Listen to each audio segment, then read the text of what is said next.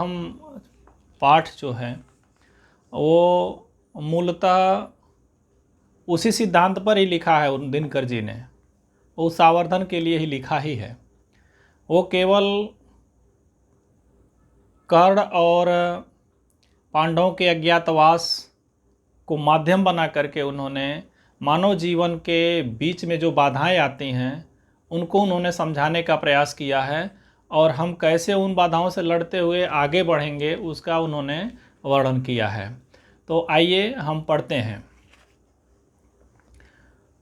हो गया पूर्ण अज्ञातवास, पांडव लौटे वन से साहस पावक में, कनक हृदय तप कर वीरत्व लिए, कुछ और प्रखर नस नस ने तेज प्रवाह लिए, कुछ नया और उत्साह लिए। जैसा कि हमने आगे भी कहा है कि ये पांडवों के अज्ञातवास के बाद की बात है। अब वो मूल रूप में वो बताते हैं। सच है विपत्ति जब आती है, कायर को ही दहलाती है, सुरमा नहीं विचलित होके पल एक नहीं धीरज खोते, विघ्नों को गले लगाते हैं, कांटों में राह बनाते हैं। मुख से कभी न उफ कहते हैं, संकट का चरण न गहते हैं, जो आ पड़ता सब सहते हैं, उद्योग नित रहते हैं, सूलों का मूल नसाने को, बड़ विपत्ति पर छा जाने को। है कौन विघ्न ऐसा जग में, टिक सके वीर के मग में, खम ठोंक ठेलता है जब नर पर्वत के जाते पांव उखड़, मानव जब जोर लगाता है पत्थर पानी बन जाता है। क्या बात कही है दिनकर जी ने। मानव जब जोर लगाता है पत्थर पानी बन जाता है। इन पंक्तियों से तो समझ लीजिए कि मुर्दा भी उठ करके 2 पल के लिए बैठ सकता है। इन पंक्तियों को अगर हम ठीक से समझने और उनको जीवन में उतारने की कोशिश करें, सिर्फ दिनकर जी की 2 लाइनों को, तो यह समझ लीजिए कि हम कभी भी हतोत्साहित नहीं होंगे। 2 परीक्षाएं दिया और हमें निराशा मिली तो हम एकदम मन मार के कहीं वो हो जाते हैं कि अरे ये हो गया वो हो गया और सब कुछ लूट गया, सब कुछ पिट गया। है कौन विघ्न ऐसा जग में, टिक सके वीर नर के मग में, खम ठोंक ठेलता है जब नर पर्वत के जाते पांव उखड़, मानव जब जोर लगाता है पत्थर पानी बन जाता है। गुण बड़े एक से एक प्रखर है छिपे मानवों के भीतर। ध्यान दीजिएगा एक एक लाइन को। मेहंदी में जैसे लाली हो, बर्तिका बीज उजियाली हो। मेहंदी में लाली दिखाई नहीं देती, लेकिन जब उसको पीसते हैं और पीस करके लगाते हैं तो बाहर आती है। वही कहना चाहते हैं दिनकर जी। बर्तिका बीज उजियाली हो, बत्ती जो नहीं जलाता है रोशनी नहीं हो पाता है। अगर हमें रोशनी पाना है मित्रों तो जाहिर सी बात है कि हमें चिराग जलाना ही पड़ेगा। पीसा जाता है इच्छुदंड धरती रम की धारा, अखंड मेहंदी जब सहती है प्रहार बनती ललनाओं का सिंगार। फिर मेहंदी का उदाहरण दे रहे हैं। मेहंदी जब प्रहार को सह करके सहती है और पिसती है तभी ललनाओं का सिंगार बनती है, यानी दुल्हनों के हाथों में रची जाती है। जब फूल पिरोए जाते हैं हम उनको गले लगाते हैं। जब फूल को पिरोया जाता है कितना दर्द होता होगा उसको। धागे, सुई और कई फूलों को एक में एक जोड़ा जाता है तो हम उनको हार बनाते हैं। अगर उनको दर्द होने लगे तो माला नहीं बन सकते, अगर माला नहीं बन सकते तो किसी के गले का हार वो नहीं बन सकते। इसलिए हमें तपना ही होगा। बिना तपे कहीं से कुछ हासिल होने वाली वस्तु नहीं है। आगे क्या कहते हैं। वसुधा का, सारे सवालों का जवाब दे बैठे हैं यहाँ पे। वसुधा का नेता कौन हुआ, भूखंड विजेता कौन हुआ, अतुलित यशक्रेता कौन हुआ, नवधर्म प्रेरता कौन हुआ, जिसने न कभी आराम किया, विघ्नों में रहकर नाम किया। सारे सवालों के उत्तर को एक जगह दे दिया इन्होंने। जब विघ्न सामने आते हैं सोते से हमें जगाते हैं। हमारे सामने जब बाधाएं आती हैं, समस्याएं आती हैं तो हम अगर जो सोए रहते हैं ना उन्हीं से जगाती हैं। अगर हमारा दिमाग जग गया, हम जग गए, हमारी आत्मा जग गई तो हमारा कल्याण हो जाएगा। मनचाही वस्तुओं को हम पा सकते हैं, मनचाही वस्तुओं को पा सकते हैं, कुछ भी हम हासिल कर सकते हैं। मन को मरोड़ते हैं पल पल, तन को झंझोरते हैं पल पल, सतपथ की ओर लगाकर ही जाते हैं हमें जगाकर ही। ये जितनी भी बाधाएं हैं हम हमारे मन को मरोड़ करके, तन को झकझोर करके, सतपथ की तरफ लगा करके और हमें जगा कर जाते हैं। जब विपत्ति आती है तो बहुत सी सारी चीज़ों को सिखाती है मित्रों। परिस्थितियों से लड़ते लड़ते आदमी इतना महान बनता है और इतना मजबूत बनता है कि आगे उसके जीवन में कितने भी प्रकार की समस्याएं आएँ, कितने भी प्रकार की दिक्कतें आएँ, वो उनसे लड़ने में सक्षम हो जाता है। उनको कभी भी नहीं लगता कि हमारे ऊपर पहाड़ आ गया, विपत्ति पड़ गई। वो ज़िंदगी में रोना नहीं रोता है। चाहे जीवन का कोई भी क्षेत्र हो, चाहे आप विद्यार्थी जीवन की परीक्षाएं हों या परीक्षाओं को पास करके आप अध्यापक बन जाते हैं या मनचाही वस्तु को पा लेते हैं, फिर भी एक नई ज़िंदगी जीते हैं तो उसमें भी एक समस्याएं ही आती हैं। हमें नित्य लड़ना है। ऐसा नहीं है कि आप सेलेक्ट हो गए, कि कहीं पर अध्यापक बन गए, कहीं पर प्रोफेसर बन गए या किसी ऊंचे पद पर पा लिया या IAS PCS बन गए। असल ज़िंदगी तो वहाँ शुरू होती है, वहाँ पर भी विघ्न बाधाएँ आती हैं। ये जो सिद्धांत हैं जीवन के हर क्षेत्र में लागू होते हैं। आप कैसे उनसे लड़ेंगे ये आपके ऊपर निर्भर करता है। आपने क्या सीखा है और कितना झेला है। आपके अंदर जो समस्याओं से झेलते झेलते जो ताकत आती है ना, वही आपकी ज़िंदगी को सफल बनाती है। दिनकर जी ने सारी चीज़ों का निचोड़ यहाँ पर छोड़ दिया है। ये तो माध्यम बनाया उन्होंने पांडवों के अज्ञातवास का, लेकिन असल में कहना क्या चाह रहे हैं दिनकर जी? असल में जो सामान्य जन हैं उनको बताना चाह रहे हैं जो हमारे सामने समस्याएं हैं वो आती हैं तो हमें किस तरह से तैयार करती हैं आगे की ज़िंदगी के लिए और हमें कैसा मजबूत बना देती हैं, ये कहना चाह रहे हैं। तो हम आगे बढ़ते हैं। वाटिका और वन एक नहीं। सजाई गई जो क्यारी होती है ना, वो और वन जो जंगल होते हैं वो एक जैसे कभी नहीं हो सकते। जो वाटिका होती है वो देख रेख में होती है और वन जो हैं वो अपने बल पर तैयार होते हैं।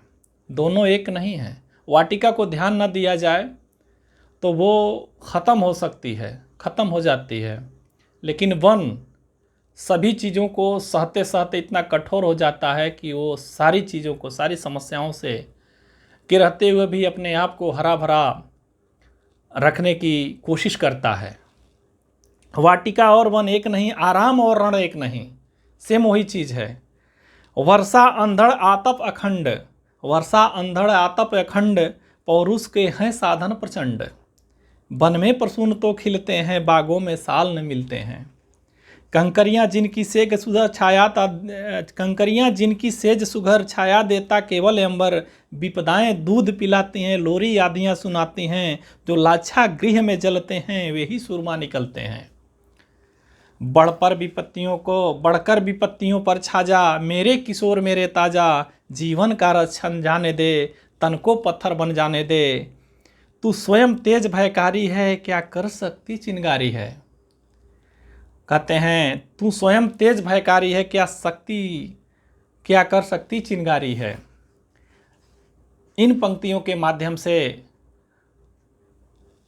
दिनकर जी ने मानव जीवन के सामने आने वाली समस्याओं, विपत्तियों को लड़ते हुए मनुष्य कितना मजबूत बनता है और आगे की परिस्थितियों से लड़ने के लिए उसके पास कितनी क्षमताएं विकसित हो जाती हैं, उनका उन्होंने बहुत ही बेहतरीन तरीके से बताने का प्रयास किया हुआ है और पूर्णतः सफल हुए हैं।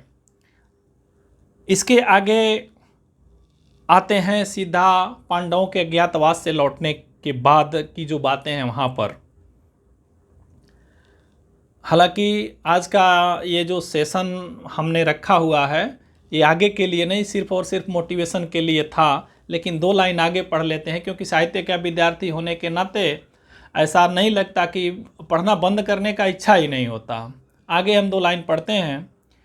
वर्षों तक वन में घूम घूम बाधा विघ्नों को चूम चूम सा धूप घाम पानी पत्थर पांडव आए कुछ और निखर। सौभाग्य न सब दिन सोता है, देखें आगे क्या होता है। ये उस समय की बात है जब पांडव अज्ञातवास से लौट करके आते हैं। वही कह रहे हैं कि पांडव आए कुछ और निखर। आगे कहा है उन्होंने कि परिस्थितियों से लड़ करके व्यक्ति मजबूत बनता है। यह निखार वही चीज़ को दर्शाता है कि विघ्न बाधाओं को चूम चूम घाम धूप को सह करके पानी पत्थर से लड़ करके ये कुछ और निखर गए हैं। सौभाग्य न सब दिन सोता है, देखें आगे क्या होता है। सौभाग्य हमेशा नहीं सोता है, ध्यान रखिए। सौभाग्य हमेशा नहीं सोता है और दुर्भाग्य भी नहीं सोता है, साथ में ये भी ध्यान रखिए। हमारे कर्म अगर सही हैं तो हम सौभाग्य को जगा पाएंगे, अगर कर्म नहीं सही हैं तो दुर्भाग्य तो अपने आप खड़ा होकर के उठ जाएगा, आपके सामने खड़ा हो जाएगा। मैत्री की राह बताने को, सबको सुमार्ग पर लाने को, दुर्योधन को समझाने को, भीषण विध्वंस बचाने को भगवान हस्तिनापुर आए, पांडव का संदेशा लाए। दो न्याय अगर तो आधा दो, उसमें भी यदि कोई बाधा दो हो तो दे दो केवल 5 गांव, रखो अपनी धरती तमाम। हम वहीं खुशी से खाएंगे, परिजन पर असी न उठाएंगे। ये कन्हैया जी कह रहे हैं। कौरवों के जो सबसे कहा जाए कि खलनायक पात्र दुर्योधन से कह रहे हैं, उनको समझाने की कोशिश कर रहे हैं। दुर्योधन वह भी दे न सका, आशीष समाज की ले न सका, उल्टे हरि को बांधने चला, जो था असाध्य साधने चला। जब नास मनुष्य पर छाता है, पहले विवेक मर जाता है। ये भी एक बहुत ही महत्वपूर्ण पंक्ति है। जब नास मनुष्य पर छाता है, पहले विवेक मर जाता है। हरि ने भीषण हुंकार किया, अपना स्वरूप विस्तार किया। डगमग डगमग डिग्गड़ जोले, भगवान कुपित होकर बोले, जंजीर बढ़ाकर साध मुझे, हाँ हाँ दुर्योधन बांध मुझे। यह देख गगन मुझ में लय है, यह देख पवन मुझ में लय है, मुझ में विलीन संसार झंकार सकल मुझ में लय है, संसार सकल अमृत फूलता है, मुझ में संहार झूलता है मुझ में। उदयाचल मेरा दीप्त भाल, भूमंडल वच्छ स्थल विशाल, भुज परिधि बंध को घेरे हैं, मैरा कुमेरु पग मेरे हैं। दीपते जो ग्रह नक्षत्र निकर, सब है मेरे मुख के अंदर दृगहो दृश्य कांड देख, मुझ में सारा ब्रह्मांड देख। चर अचर जीव जगर अक्षर अक्षर नस्वर मनुज सूरजति अमर, शतकोटि सूर्य शतकोटि चंद्र शतकोटि सरित सर सिंधु मंद्र, शतकोटि विष्णु ब्रह्मा महेश, शतकोटि जिष्णु जलपति धनेश, शतकोटि रुद्र शतकोटि कात, शतकोटि दंडधर लोकपाल, जंजीर बढ़ाकर साधिने, हाँ हाँ दुर्योधन बांधिने। भूतल अताल पताल देख, गत और अनागत काल देख, या देख गत जगत का आदि सृजन, या देख महाभारत कारण मृकत्वों से पटी हुई भू है, पहचान यहाँ इसमें, पहचान इसमें कहाँ तू है। ये सब वर्णन जो किए थे कन्हैया जी, ये अपने बारे में किए थे। उनको सारी चीज़ें ठीक से बताई थी और यह भी बता दिया कि ये धरती जो है ये मृतकुट से पटी हुई है, आप पहचानो कि यहाँ पर कहाँ पे तू है। अंबर में कुंतक जाल देख, पद के नीचे पाताल देख, मुट्ठी में तीनों काल देख, मेरा स्वरूप विकराल देख, सब जन्म मुझी में पाते। अंतिम बात उन्होंने सत्य बताई, सब जन्म मुझी से पाते हैं, फिर लौट मुझी में आते हैं। जिह्वा से कड़ती ज्वाल सघन, सांसों में पाता जन्म पवन पड़ जाती, मेरी दृष्टि जिधर हंसने लगती है सृष्टि उधर, मैं जभी मूदता हूँ लोचन छा जाता चारों ओर मरण। बांधने मुझे तो आया है, जंजीर बड़ी क्या लाया है। यदि मुझे बांधना चाहे मन पहले तो बांध, अनंत गगन सूने को साध न सकता है, मुझे बांध कब सकता है। हित वचन नहीं तूने माना, मैत्री का मूल्य न पहचाना, लो तो ले मैं भी अब जाता हूँ, अंतिम संकल्प सुनाता हूँ। और अंतिम बात उन्होंने क्या कही, जब देखे कि ये नहीं मान रहा है तो क्या कहा उन्होंने, याचना नहीं अब रण होगा, जीवन जया की मरण होगा। टकराएंगे नक्षत्र निघर बरसेगी, भू परवानी प्रखर फणशेष नाग का डोलेगा, विकराल काल मुंह खोलेगा, दुर्योधन रण ऐसा होगा फिर कभी न कहीं जैसा होगा। भाई पर भाई टूटेंगे, बिस्माण बूंद से छूटेंगे, बायस त्रिकाल से सुख टूटेंगे, सौभाग्य मनुष्य के फूटेंगे, आखिर तो भूसाई होगा, हिंसा का पर दाई होगा। थी सभा सन्न सब लोग डरे, चुप थे या बेहोश पड़े, केवल 2 नर न घाते थे, धृतराष्ट्र विदुर सुख पाते थे। 2 ही व्यक्ति ऐसे थे जो अंदर से सुख पा रहे थे। कर जोड़ खरे प्रत मुदित निर्भय, 2 पुकारते थे जय जय, वही 2 लोग पाते थे। खैर हम तो यहाँ तक बढ़े आए, अब ये तीसरा खंड है जो तृतीय सर्ग का तीसरा भाग जो है वो हम आगे पढ़ेंगे, जिसमें भगवान सभा से निकलते हैं और दुर्योधन उन्हें कर्ण उन्हें छोड़ने के लिए जाते हैं और उनके बीच जो परस्पर वार्तालाप होता है वो आगे आने वाली कड़ी में करेंगे, नहीं तो ये सेशन बहुत लंबा हो जाएगा। आज के लिए इतना ही। धन्यवाद। अगर अभी तक आप लोगों ने साहित्य सागर ऑनलाइन को सब्सक्राइब नहीं किया है तो प्लीज़ सब्सक्राइब कीजिए, बेल आइकॉन को दबाइए।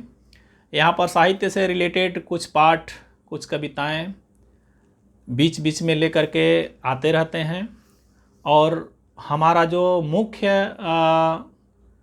विषय है वो हिंदी साहित्य के जो विद्यार्थी UGC net, JRF, TGT, PGT या हिंदी माध्यम से किसी भी प्रतियोगी परीक्षाओं की तैयारी कर रहे हैं, उनके लिए हम बहुत ही गहरी कक्षाएं लेकर के आते हैं।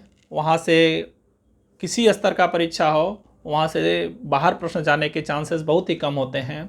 अगर आप देखना चाहें तो तुलसीदास को हमने पढ़ाया है, 10 कक्षाओं में तुलसीदास को पूरा पढ़ाया हुआ है और मलिक मोहम्मद जायसी को पढ़ाया है।